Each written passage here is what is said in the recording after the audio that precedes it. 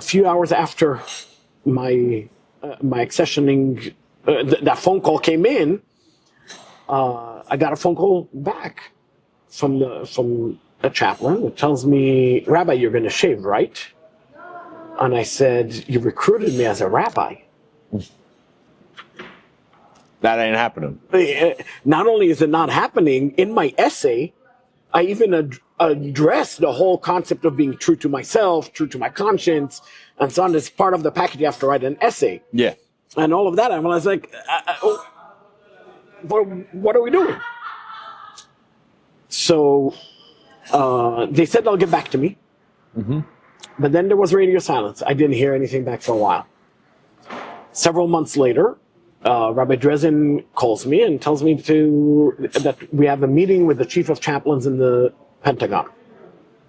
And here I am. I'm not in the military yet. A funny story about that is that we arrive at the Pentagon. We're in the front office, like in the waiting room before we go in. And one of the senior chaplains comes out and he tells us, "This is how it works. You're not allowed to look at your watch. You're not the chief. You only answer questions when you speak, when you're spoken to, and the chief of chaplains will motion to you when the conversation is over, even if you're mid-sentence. Conversation is over." So okay, protocol. We sit down, and one more thing, he told us we have only 20 minutes on the clock. Meeting. Yeah, but you told me that I can't look at the clock, so I don't know what time it's going to be. Well, we had only 20 minutes on the clock, but 2.5 hours later is when the meeting was over. Wow. Because the chief of chaplains kept the conversation going for a very long time.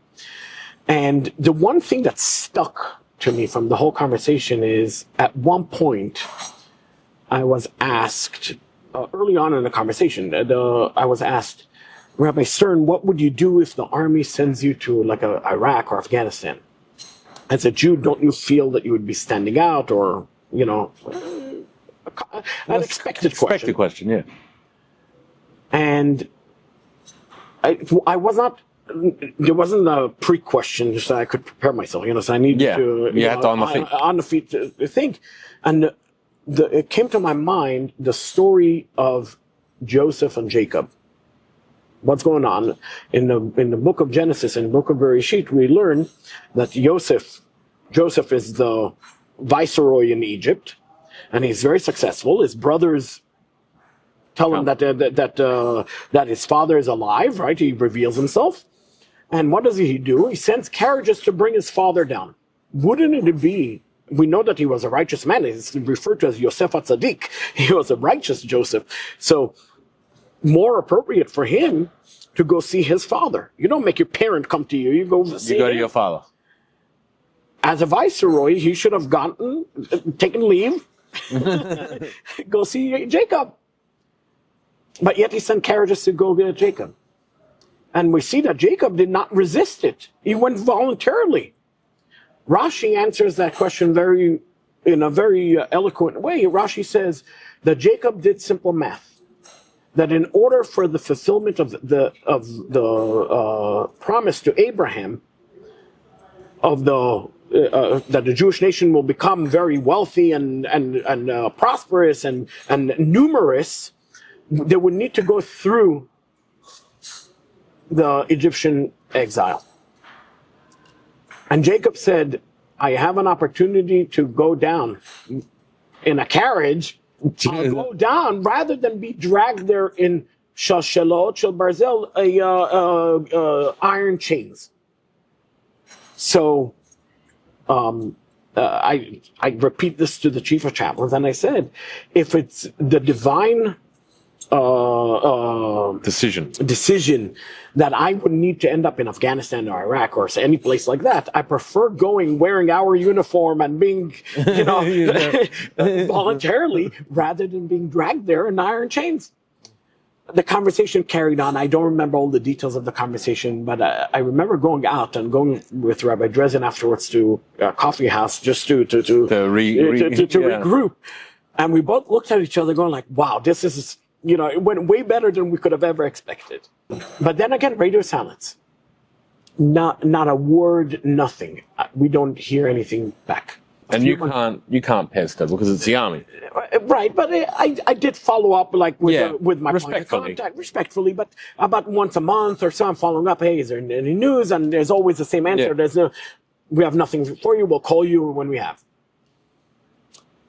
Several months later, I get in the mail. I get a set of orders.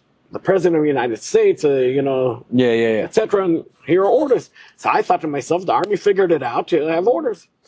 So I started making arrangements for my swearing in. And one of the phone calls was to Rabbi Dresden, and Rabbi Dresden cautioned me to confirm that my beard is okay.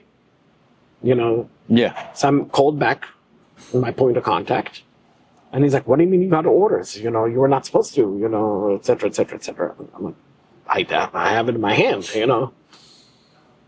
So he calls me back a little later, says, the orders were sent to you by mistake. And I said, how is that possible? Little did I know. But how is that possible? The Army doesn't make mistakes. In my eyes, and like the U.S. Army, the greatest institution on earth, and the greatest country on earth, it's a mistake like that. No, there's no such a thing. And not only that, twice, once in January and then again now, it didn't make sense to me. So I called back to Rabbi Dresden, and Rabbi Dresden instructed me what to ask, and I asked some more questions. And at one point, someone in their wisdom, I believe, again, divine providence, God put those words into that person's mouth, told me, why don't you talk to the lawyers, see what they say.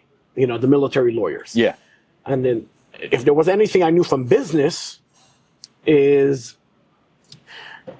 you get a lawyer to talk to a lawyer. You don't talk to the lawyer. You don't voluntarily call someone else's lawyer. So I called up Aleph. I asked Aleph for a military lawyer. No, for a lawyer on behalf of us.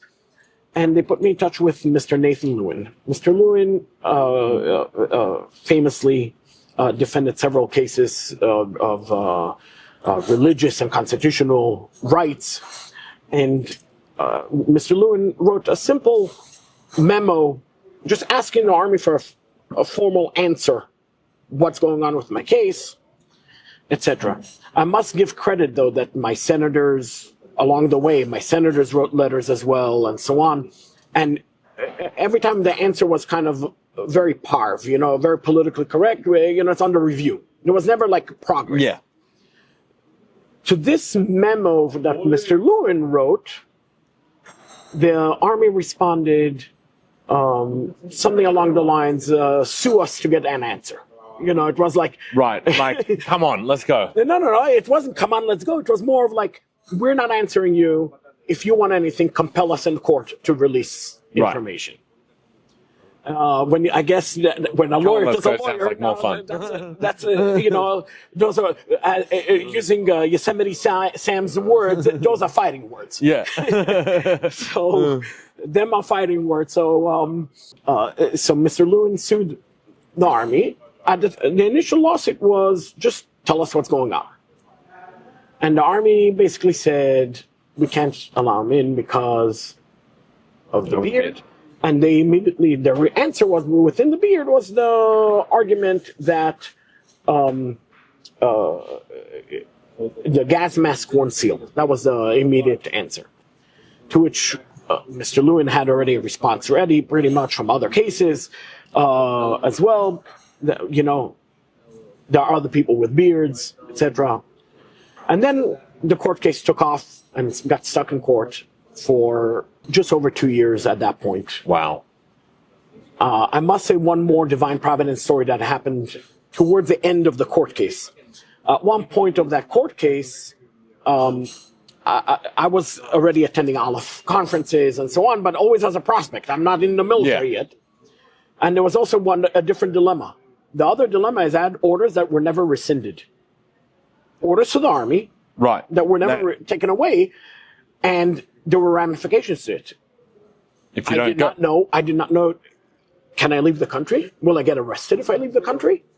Right, for trying to run away from service. Exactly. What's my status? And nobody's giving me clear answers. Yeah. So at that point, towards the end of the court case, I get a phone call one day from a Jewish soldier who was a little upset at the whole beard case even making its way through court. And he was, in his words, he basically told me, I don't know why you're raising the issue about beards when there are issues like Sabbath and holidays that are, Like kosher food. They're bigger fish to fry. Yeah. Why are you talking about the beard? And I was very bothered by it. I did not want to cause anyone any problem. So your entire reason for joining is to serve these guys, not exactly. Yeah. If I'm joining to serve, why would I don't want to cause any harm? So my wife saw that I'm bothered. She recommended that again I should go back to the Rebbe. So I go back to the OL. Mind you, in the period, I went to the OL many times to pray for our birthdays, for other reasons. And every time I go, by the way, nothing special, no special video, no special story, so to say, right? I go back to the OL at that point, and I basically write to the Rebbe if the whole purpose was to raise awareness for beards and so on, mission accomplished. But I don't know what else I can do. What else I could do, and I don't want to cause an issue to anyone else. I don't want to cause an issue to the Jewish soldiers, etc. I want to serve them. I don't want to be in the way. And on the way out, the video is playing, and the video switches as I walk into the room to a gathering. Yeah.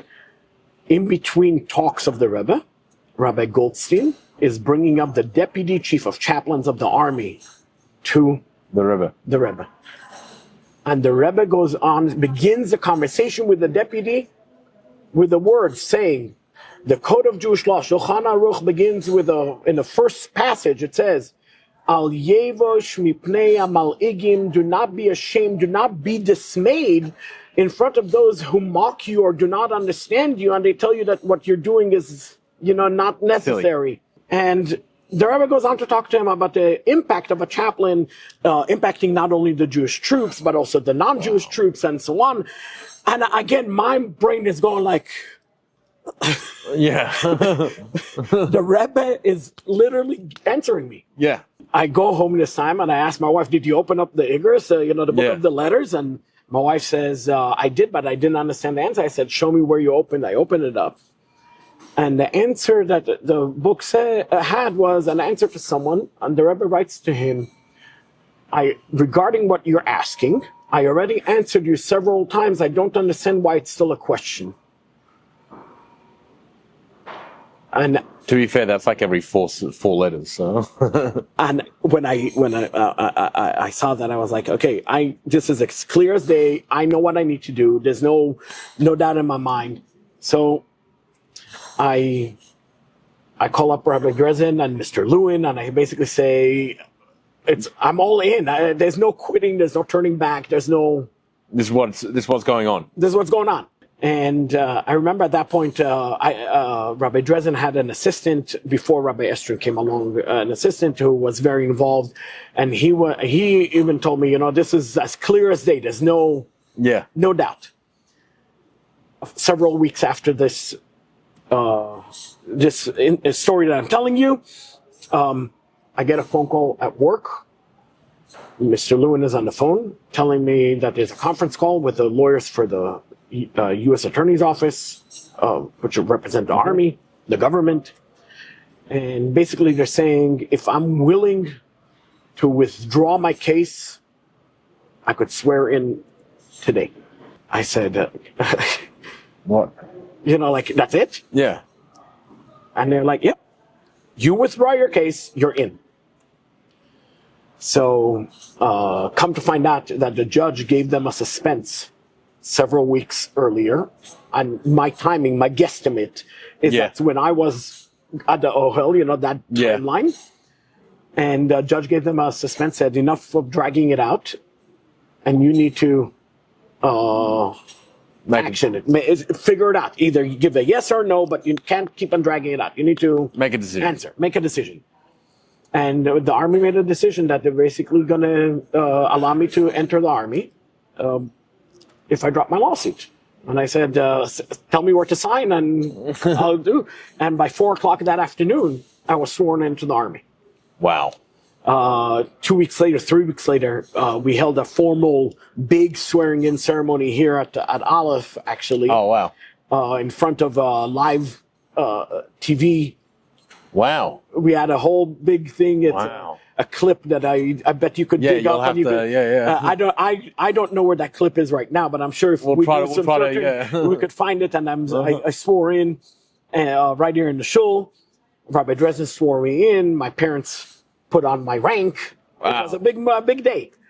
And as they say, the rest is history. So that's how I entered the Army. So that's my kind of my story, how I came to it. Along the way, I have to say, I have several divine providence stories in the Army. And each time, every turn,